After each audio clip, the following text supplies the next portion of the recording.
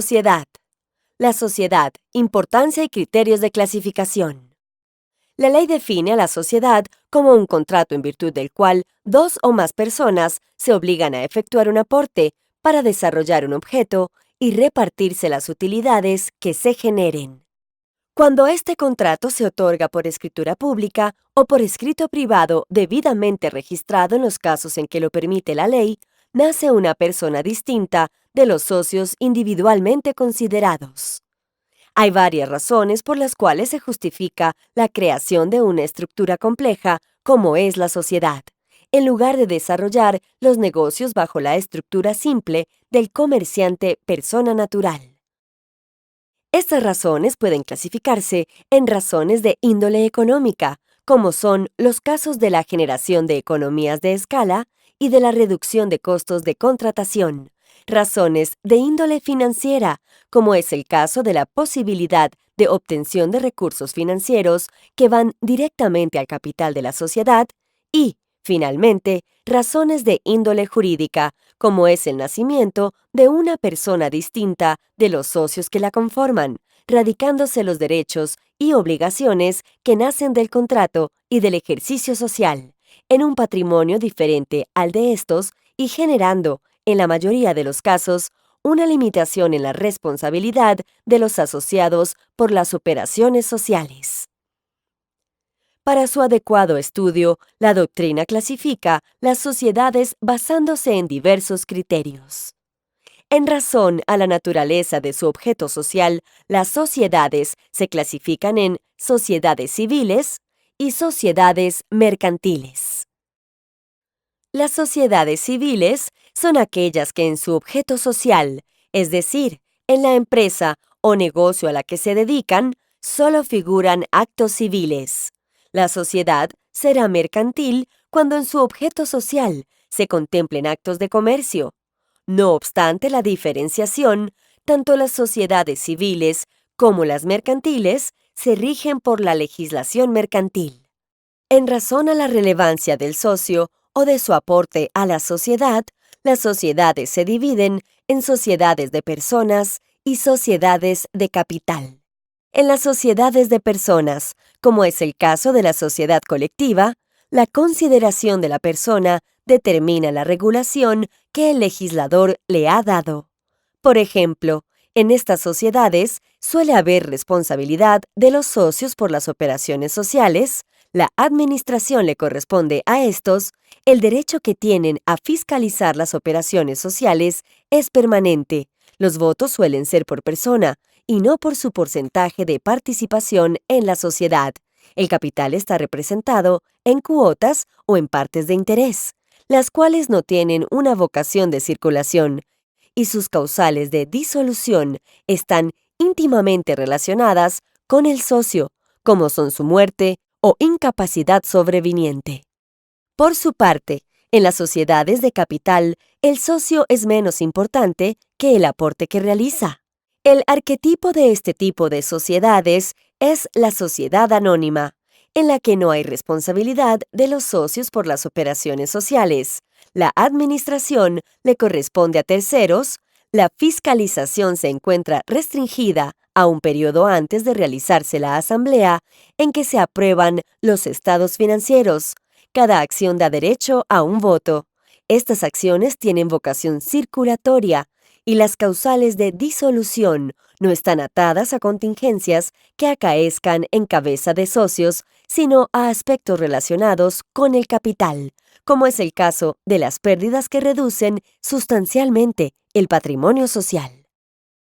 En razón al cumplimiento de los requisitos legales en su constitución, las sociedades se dividen en sociedades regulares, sociedades irregulares y sociedades de hecho. La sociedad es regular cuando se ha constituido con el pleno cumplimiento de los requisitos legales. Es irregular cuando carece de permiso de funcionamiento en los escasos eventos en que aún lo exige la ley, y es de hecho cuando no se constituye por escritura pública o por escrito privado debidamente registrado en los eventos en que por ley sea factible. No es que la sociedad de hecho sea ilegal, Simplemente es que la misma no se constituye con los formalismos que establece la ley y en tal sentido de este acto no nace una persona jurídica. En razón al interés social, las sociedades se dividen en sociedades por acciones, sociedades por cuotas y sociedades por partes de interés. Cuando el socio hace un aporte a la sociedad, éste pasa a formar parte del capital social. El capital está representado en acciones, cuotas o partes de interés que recibe el socio como contraprestación a su aporte. Las acciones propias de las sociedades por acciones, como la sociedad anónima, la sociedad por acciones simplificada y la sociedad en comandita por acciones, tienen vocación circulatoria y por lo tanto su traspaso no requiere una reforma estatutaria ni aprobación de los socios. Las cuotas, propias de la sociedad de responsabilidad limitada y de la sociedad en comandita simple, no tienen vocación circulatoria y su traspaso implica una reforma estatutaria. Por su parte, las partes de interés, las cuales representan el aporte de los socios gestores en las sociedades en comandita y de los socios en las sociedades colectivas, tampoco poseen vocación circulatoria y su traspaso implica una reforma estatutaria que se debe aprobar por unanimidad. Según su vinculación, las sociedades se dividen en matrices, filiales y subsidiarias. Cuando una sociedad ejerce control directo sobre otra, es decir, cuenta con la capacidad de tomar sus decisiones, se dice que aquella es la matriz de esta, que se denomina filial. Cuando el control se ejerce por conducto de la filial, a la controlada se le denomina subsidiaria. Según su nacionalidad, las sociedades se dividen en sociedades nacionales, que son las que tienen domicilio principal en Colombia y se constituyen conforme a la ley colombiana, y sociedades extranjeras, que son las que tienen domicilio principal en el extranjero y se constituyen de conformidad con ley extranjera. Finalmente, en el Código de Comercio impera el criterio de clasificación que divide a las sociedades según su tipo social. Atendiendo a este criterio, las sociedades se dividen en sociedades colectivas, sociedades en comandita simple, sociedades en comandita por acciones, sociedades de responsabilidad limitada, sociedades anónimas y sociedades por acciones simplificadas.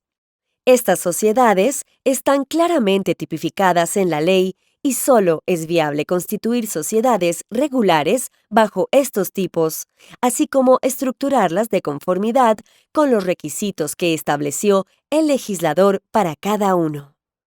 Cada tipo societario de los señalados tiene regulación diferente en aspectos tales como la responsabilidad de los socios por las operaciones sociales, la forma de administrarlas, el número mínimo y máximo de socios que debe tener, la forma de ejercer el derecho de inspección sobre los libros y documentos sociales, la forma de fiscalizarla, la manera como se estructura el capital social, la forma como está representado el interés social, si es en acciones, en cuotas o en partes de interés, las causales de disolución que le aplican, entre otras.